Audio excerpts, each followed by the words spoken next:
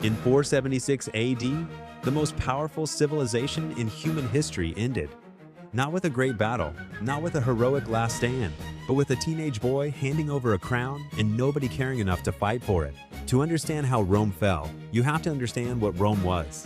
At its peak, the Roman Empire stretched from Scotland to the Sahara Desert, from Portugal to Persia. 1 million square kilometers of roads, aqueducts, armies, and absolute power.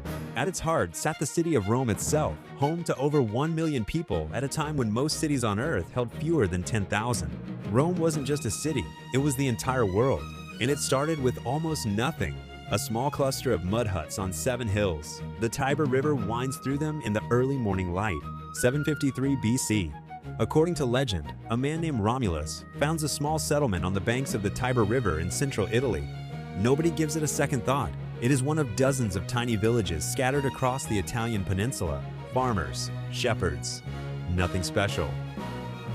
But something burns inside these people, an ambition that refuses to stay contained. For the first 500 years, Rome is a republic. Power is shared. 2 consuls govern side by side. The Senate debates. Laws are written. It is far from perfect. Slaves build everything. Women own nothing. The poor are kept poor by design, but the system works. And then Rome starts to expand. First across Italy, then into North Africa, crushing Carthage so completely that the Romans salt the earth, so nothing would ever grow there again. Then into Greece, into Spain, into Gaul, into Egypt. Every conquest brings more wealth, more slaves, more power flooding back into the city. But wealth does something dangerous to a civilization. It makes people forget what made them strong in the first place. Gold coins pouring into Rome from every direction on a map. The city glows brighter and brighter. By 60 BC, 3 men secretly control everything. Julius Caesar, Pompey, Crassus, the first triumvirate. A backroom deal that effectively ends the Republic without anyone officially saying so. Caesar is a military genius who understands one thing better than anyone else. The people will forgive any crime if you win, and he wins, constantly. He conquers Gaul over 8 brutal years, killing an estimated 1 million people and enslaving another million more. He writes about it himself in elegant, calm Latin, as if it were nothing. Then he crosses the Rubicon River with his army in 49 BC. That one act is an act of war against Rome itself. There is no going back. Caesar takes Rome without a battle. Pompey flees, the Republic collapses, and for 5 extraordinary years, Caesar rules the known world-building roads, reforming the calendar, feeding the poor, centralizing power in ways nobody had dared before. The Senate watches and waits, and on the 15th of March, 44 BC, the Ides of March, 23 senators surround him in the theater of Pompey. 23 knives. Caesar falls at the base of a statue of his greatest rival.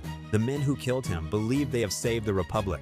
They have destroyed it. What follows is decades of civil war. Caesar's adopted son Octavian eventually defeats everyone, including Mark Antony and the legendary Cleopatra, and in 27 BC becomes Augustus, the first true emperor of Rome. Under Augustus, the empire enters its golden age, 200 years of relative peace. The Pax Romana, extraordinary engineering, roads that still exist today, legal systems that shaped every democracy that came after.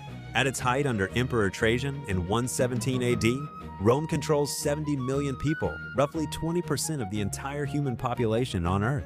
But the cracks are already forming beneath the marble. A perfect white wall. A hairline fracture appears. Then another. The empire is simply too large to govern. Corruption spreads through every level of power. Emperor after emperor is assassinated of the first 70 Roman emperors. More than half are murdered or forced to kill themselves. The army, which built the empire, now sells the throne to the highest bidder. The currency is debased. Inflation destroys the middle class. Borders stretch so thin that barbarian tribes begin to push through. The Visigoths, the Vandals, the Huns under Attila, a man so feared that entire cities empty themselves at the rumor of his approach. In 410 AD, something happens that Romans had believed was simply impossible. The city of Rome is sacked. For the first time in 800 years, an enemy army walks through the gates of the eternal city. The philosopher St. Augustine, sitting in North Africa, hears the news and cannot process it. He writes that the entire world feels like it is ending, because for most people alive at that moment, it is. Flames rise over Rome's skyline. A lone figure watches from a distant hill. 66 years later, it is over. In 476 AD, a barbarian chieftain named Odoacer walks into the palace in Ravenna and tells the last emperor, a 16-year-old boy named Romulus Augustulus, named after the very founder of Rome, to hand over his crown. The boy does it without a fight.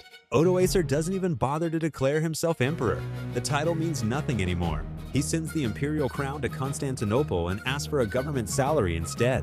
A civilization that had lasted over 1,000 years, that had built the roads, the laws, the language, and the architecture that the entire Western world still runs on today.